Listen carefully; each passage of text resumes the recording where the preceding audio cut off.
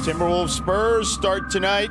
And check out this post from Minnesota's social media A little team. X-Files sound? There's a little alien action there with the Wolves. All right, before that tips off, a quick look back at their recent history. Despite being big underdogs, the Wolves won the season series 2-1, and their latest meeting on January 17th was memorable. Ant dropped a career-high 55 points, while Wemby had 39 and the win. Spurs are coming off 5 days of rest after defeating the Blazers in round one. Victor averaged 22 points, 13 boards, and 6.5 blocks in the last 2 games of that particular series, but he also missed Game 3 with a concussion.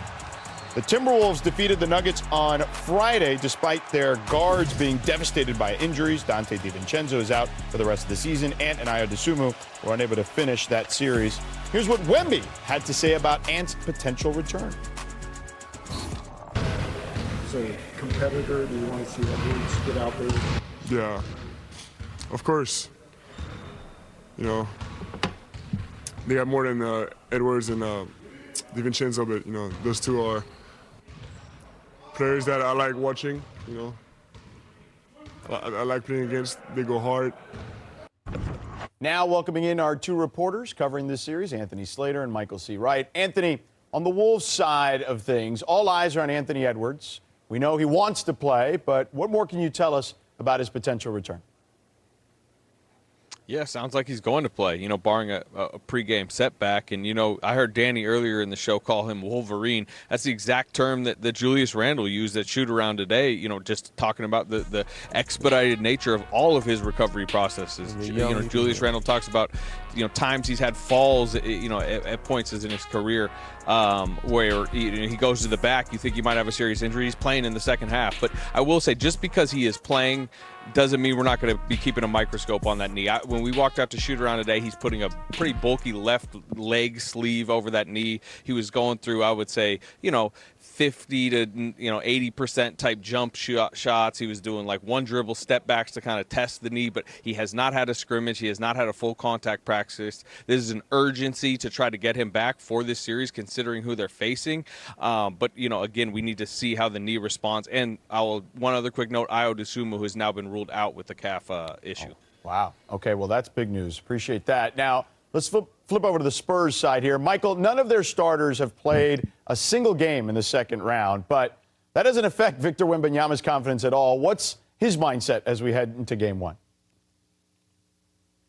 Well, no matter the circumstances thrown at Victor Wembanyama, he wants to maintain that the standard that the San Antonio Spurs have set throughout the regular season and the playoffs, but he is excited about the potential for mental warfare in this series. He said in that first round against Portland, he said the Trailblazers were a very straightforward team.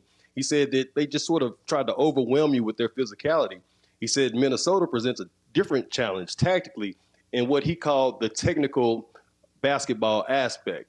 Obviously, there's the challenge of facing Rudy Gobert, and he's excited about that. There's video floating around on the internet of a 16-year-old Victor Wembanyama going against Rudy Gobert. Well, Victor said what you didn't see in the video was that Rudy took him to the weight room after it was over and just showed him how he worked and talked to him about how to take care of his body over the course of an NBA season. And Victor said that that was very inspiring to him. He said it was a big part of his basketball journey. So given, you know, the matchups they've had throughout Victor Wembanyama's career, they've played 8 times. Rudy has won 6 of those games. So Victor's going to want to get some get back here, too. All right, good stuff, Michael. Thank you guys so much, Anthony and Michael. Appreciate the time. Speaking of Victor, this was an amazing stat from his last series. Wemby held the Blazers to 8 for 42 shooting as the contesting defender in the first round per ESPN tracking. Danny, that's 19%. Yeah, that's pretty bad. Well, it's good for him. Right. Bad for everybody else. Teams. Yeah, Brian, just what are your thoughts on just everyone talks about what he can do offensively at that size, but just defensively? Yeah, so the real challenge, though, was kind of low-key shade that he threw at the Blazers. He's like, they played straightforward. Yeah.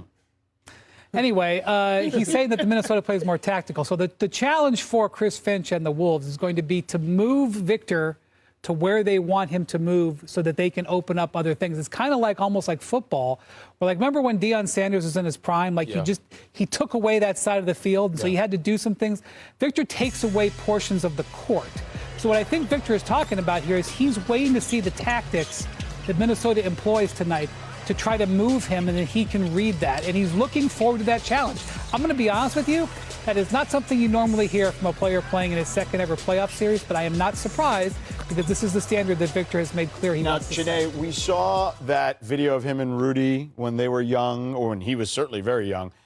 Now, Rudy's coming off maybe his best series ever, the way he defended the Joker. What do you make of this matchup? Well, Victor actually just said it when we heard the report about the mental warfare. That really applies mentally when you're going up against your teammate through France. I know this when I played against my sister, it was a lot of mental warfare. When someone you love and care about is on the other end, it's a mental game. And this is going to be a matchup, if you look at this tape, of force versus finesse. Because Wemby's going to try to use force. That's actually to Rudy's advantage. He's going to try to drive him through the baseline. Instead, Rudy can take those shots.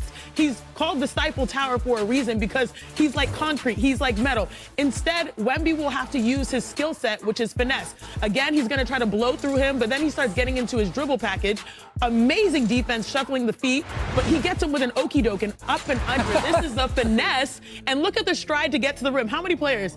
Okay, one step and literally finger roll it right at the basket. And so he has to play through his strengths against a guy that he cares about. But that's why he says it's mental warfare, because he knows Rudy, his game better than anybody else. Yeah, there's not many people out there that know Victor like Rudy does. And it's not as simple as guarding Jokic on the block. Jokic is more in the post. He does stretch the floor some, but Wemby's going to be out there. So it's going to be a challenge for Rudy. But I think he's taken on this challenge, being the fact that he was left out of Defensive Player of the Year finalist award. So ever since then, he's taken upon himself to be a defensive impact or presence or dominance on that end of the floor when playing Denver. And now against San Antonio, I think he'll do the same. Yeah, I'm fired up already for this series. It hasn't even started yet. We're still hours away. But any conference semi started, and Shams has the latest.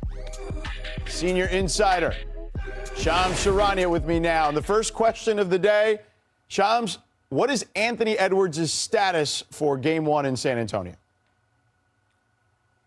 George, this just in, Anthony Edwards has received medical clearance and is expected to play tonight in Game 1 against the San Antonio Spurs, barring any setback in his pregame warmups. He's been pushing and really planning on trying to give this a go in Game 1 tonight. He's made unforeseen progress in the last 24 hours. He did most of everything in shoot-around this morning in San Antonio. He's medically checking all the boxes, and Timberwolves doctors will monitor his pregame routine and then give him the final sign-off. But just 9 days after suffering that bone bruise and hyperextension in his left knee, and the team believing that at the earliest he would be back Game 3 or Game 4, he pushed and really wanted to go tonight. I'm told he did multiple different treatment options, including the hyperbaric chamber over the last several days to try to see if he can get back. So Anthony Edwards will go through his pregame warm-up tonight with the intention of playing as this season tips off.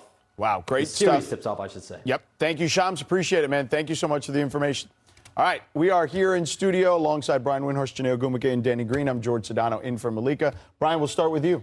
How big a development is this? I mean, I've seen Ant Edwards recover from like rolled ankles and stuff like that, and I've been like, wow, I can't believe it. But unexpected progress. You don't hear that about a knee injury too often. And not only is it a huge lift for just the overall psyche of the Wolves, who weren't sure they were going to have him for Game 1, it's a huge strategic move because Ant Edwards has given the Spurs all kinds of trouble this year. He has dominated at times against them. Now, look, I don't want to overreact to regular season games, but look at those numbers. Yeah. And so the Spurs, I'm sure, knew they were going to have to deal with Ant at some point. I'm sure they're reevaluating their game plan a little bit right now, knowing they got to deal with him right out of the gate. Yeah, I mean, this is, I said, he's like Wolverine, the way he's healing. I didn't expect him to come back this soon. But this is more, I think, of a mental and emotional lift for this group, if anything. He may be a little hobbled out there. How much his pain tolerance he can, handle. We may not see a full health, but at least he's a threat out there. It opens up the floor for everybody else that can hoop. But this is a big, big plus for this group, and that's going on against a challenging San Antonio Spurs team. I don't know. I feel like we're underselling this. This is huge. Yeah. This is huge. Going into the matchup without Anthony Edwards, we're like, oh, the Spurs probably are expected to win, right? Because it's not just him, it's Dante DiVincenzo, and they've been getting huge performances from the supporting cast, from the role players.